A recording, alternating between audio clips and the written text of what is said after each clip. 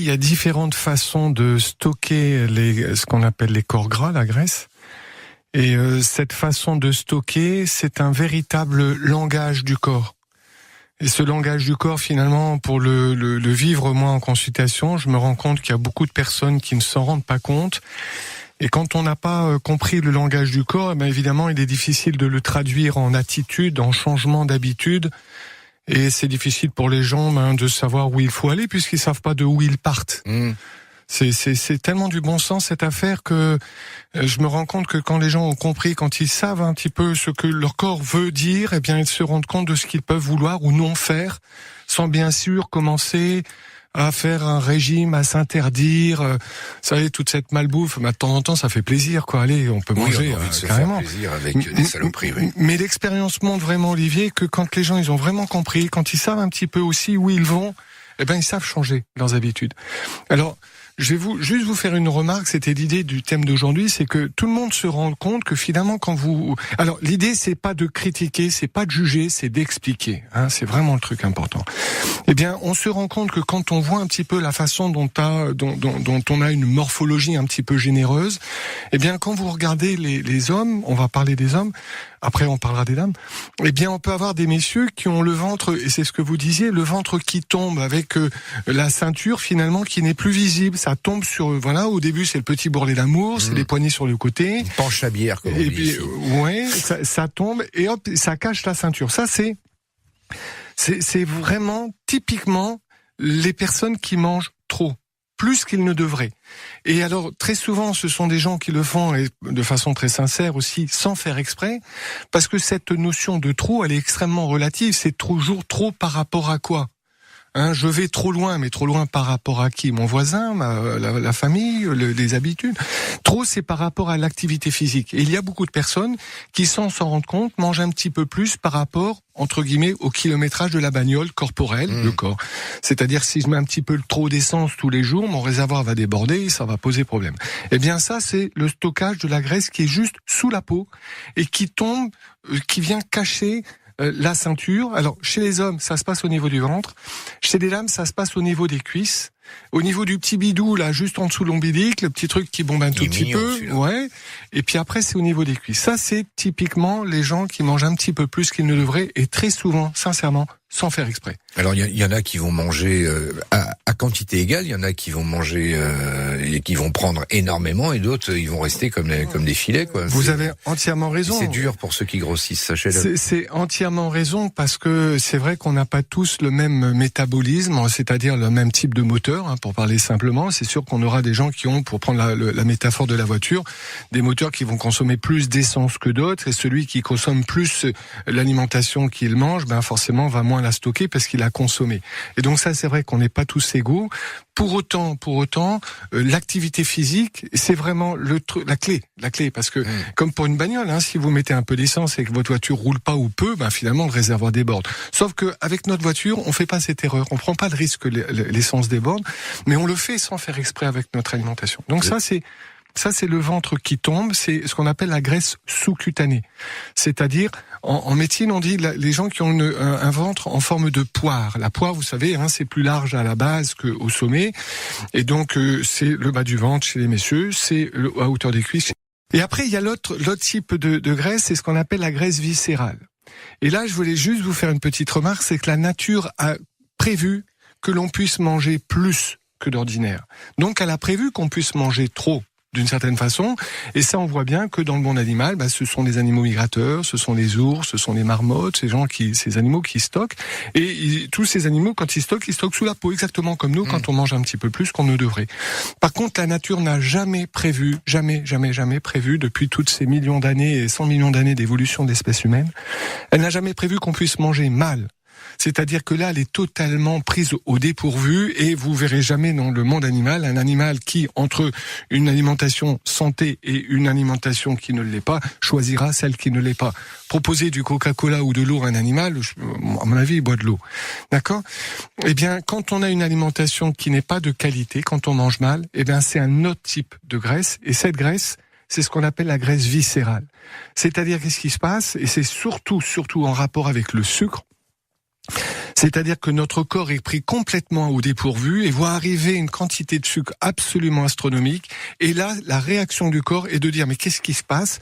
Eh bien, tout le monde est un petit peu en situation de branle-bas de Condat et la graisse le sucre qui est transformé en graisse n'a pas le temps d'être stocké sous la peau et se stocke à l'intérieur du ventre. Et ça, c'est un mécanisme dont on doit parler là juste après. Et c'est bien cette différence sous-cutanée, c'est-à-dire juste sous la peau. Oui. Juste sous la peau, en avant des muscles. Ça, c'est la graisse sous-cutanée. Donc, je vous rappelle, c'est les gens qui, proportionnellement à leur activité physique, ont une alimentation trop conséquente. Voilà. Ou aussi des personnes qui mangent vite. Parce que quand vous mangez vite, vous avez de l'élan, vous courez dans un couloir, et si la satiété dit à votre cerveau arrête-toi de manger, mais vous êtes en train de manger vite, vous avez mangé 2, 3, 4, 5 bouchées en plus, qui fait que jour après jour, goutte à goutte, le lavabo de la maladie, entre guillemets, va déborder.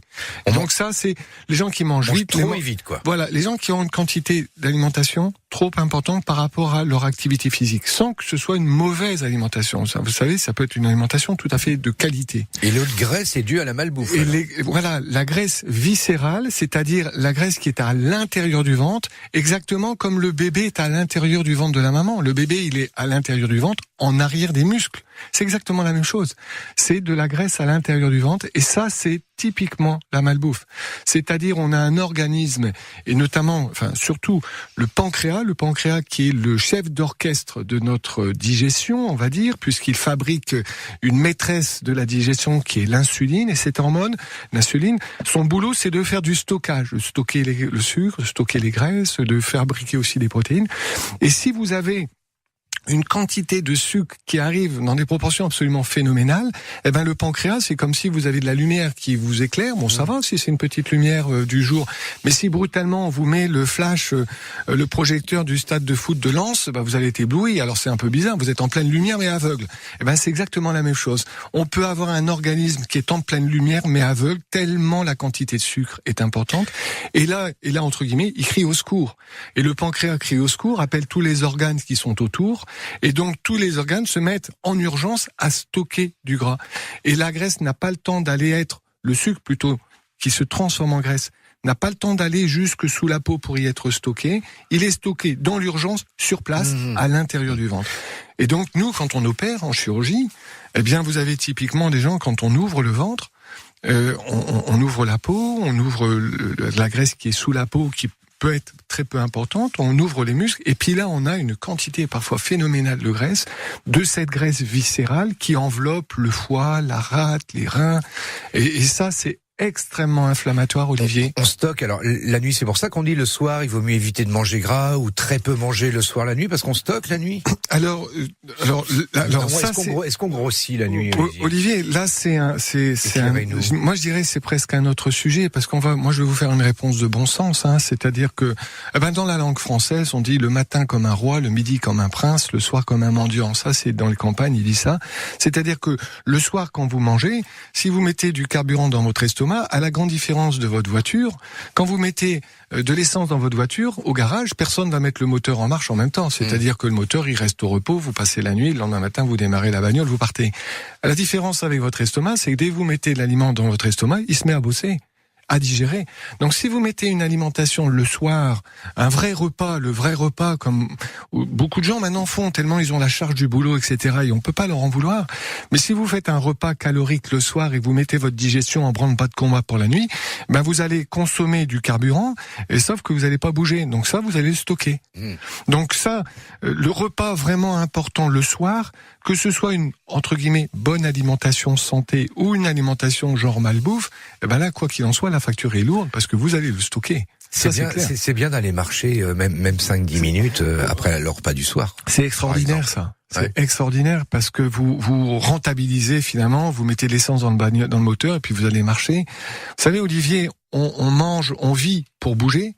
C'est quand même la première chose que le bébé fait quand il naît, c'est il bouge, et c'est la dernière chose qu'on va faire avant de partir.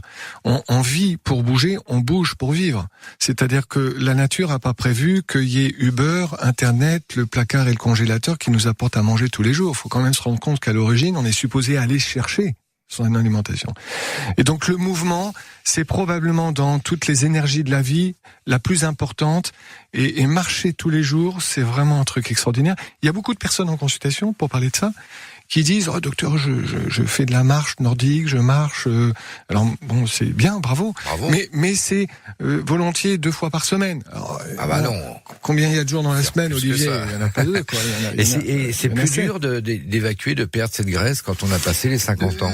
La graisse la plus facile à perdre, c'est celle qui est sous la peau, parce que c'est une graisse, parce qu'on a mangé, comme je vous disais, un petit peu trop. Ouais, mais par rapport à l'âge, c'est plus dur, quand plus on est vieux, plus c'est dur de perdre. Oui, parce que le métabolisme est un petit peu différent. C'est vrai que les organes sont un petit peu plus au ralenti, notamment on va parler du foie, qui est un petit peu plus... Il y a des fonctionnements du foie qui est un peu différents. Mais il y a aussi qu'on a des mauvaises habitudes, et c'est vraiment notre premier ennemi de santé, c'est qu'on a l'impression qu'avec l'âge, on peut marcher moins. Écoutez, moi Olivier, j'ai jamais vu un oiseau à la retraite. Jamais vu ça. C'est-à-dire qu'un oiseau qui s'arrête de voler, quel que soit son âge, c'est la veille du dernier jour. Combien il y a de personnes aujourd'hui qui disent « Oh ben non, moi j'ai un certain âge ». L'âge est une notion qui n'existe pas dans la nature. Vous savez pourquoi? Le seul temps qui existe, les animaux ne connaissent pas le passé, ils connaissent pas le futur, ils connaissent que le présent, l'instant présent. Alors c'est un beau mot, le présent, parce que ça a un double sens. Et en période de Noël, c'est un deuxième sens qu'on connaît bien. Mais les animaux vivent dans le présent et nous pas assez. On a oublié cette activité physique qui se doit d'être quotidienne. Merci d'avoir mis le doigt dessus, Olivier, parce que c'est normalement une demi-heure à 1 heure de marche rapide tous les jours, 5 jours sur 7. Alors, les risques sont vraiment... Parce qu'on dit toujours, personne en surpoids, il y a des risques... Alors, voilà, et puis il y a volontiers un peu de critique derrière, sous-entendu, il fera mieux de se remuer ou des choses comme ça, mais non, faut pas faire ça parce que c'est un jugement qui méconnaît complètement les habitudes et la vie des gens, donc ça c'est pas une bonne idée. C'est pour ça que c'est très intéressant d'expliquer. Et souvent les gens ils trouvent la façon de changer. Donc en fait, dans ce surpoids sous-cutané, avec ce qu'on dit le ventre qui tombe, ou bien les dames qui ont des hanches un peu plus larges, ou le petit bidou là juste au niveau de l'ombilic. Bon, ça finalement, le risque il est très modéré. C'est comme une voiture avec un coffre un peu plus lourd. Si le coffre est lourd, chargé, forcément vous roulez moins vite, forcément vous êtes un petit peu fatigué. Le risque il est surtout articulaire, il est surtout dans la limitation de votre activité physique. Il n'est pas le risque grave du surpoids, de l'obésité viscérale, c'est-à-dire les gens qui ont la graisse à l'intérieur du ventre comme une dame est enceinte. Et ça, à l'intérieur du ventre, c'est autant chez les dames que chez les hommes. Il n'y a pas de jaloux en termes de le sexe. Il n'y a rien à voir. C'est vraiment une alimentation très particulière qui favorise ça. Et là, cette graisse, elle est connue pour avoir un potentiel inflammatoire vraiment élevé. C'est-à-dire c'est un véritable organe à part entière. C'est comme une glande, si vous voulez, comme le pancréas, comme les testicules, comme les ovaires, c'est comme la thyroïde. C'est une glande qui fabrique des hormones et des hormones inflammatoires. Et là, pour le coup, on a des risques au niveau donc inflammation, au niveau cardiovasculaire et au niveau cancéreux. C'est cette graisse-là qui explique, moi qui suis urologue et qui fait la chirurgie urologique, qui explique que le cancer de la prostate est plus sévère, plus grave chez ces personnes-là. Qui explique aussi que le cancer du sein est plus sévère, plus grave chez ces personnes qui ont cette obésité viscérale. Alors qu'est-ce qui favorise ce surpoids à l'intérieur du ventre? Eh bien, c'est tout ce qui va surprendre le pancréas, surprendre notre métabolisme, prendre par surprise parce que c'est pas du tout prévu. Il faut savoir, Olivier, que le taux de sucre, parce que c'est vraiment là la clé du problème, le taux de sucre maximum dans les fruits, en moyenne, c'est pas plus de 20% de sucre, et le fruit le plus sucré, ça se bataille entre la banane et la cerise. Ça, c'est les fruits les plus sucrés. Et le légume le plus sucré, donc pour les fruits, c'est maximum 20% de sucre. Et les légumes, dans les légumes, le maximum de sucre, c'est 10%. Et c'est dans le petit pois. Ce qu'il faut, c'est essayer de bien manger, mais on peut faire de temps en temps des écarts. On peut faire de temps en temps. On va manger de la raclette, on va manger... Évidemment. C'est les fêtes, on va manger un peu plus gras, forcément. Évidemment. Donc c'est pas fini à vie. Non, pas du tout. Bien évidemment, se faire plaisir, c'est aussi une des énergies de la vie. Et voilà. Et ce que je voulais terminer sur le taux de sucre, c'est que dans tous les produits céréaliers, le minimum de quantité de sucre dans tout ce qui dérive des céréales, donc le pain, les biscuits, les pâtes, etc., c'est minimum 20%. C'est-à-dire qu'on est au-delà déjà de tout ce que la nature nous propose. Et c'est ça qui crée les problèmes.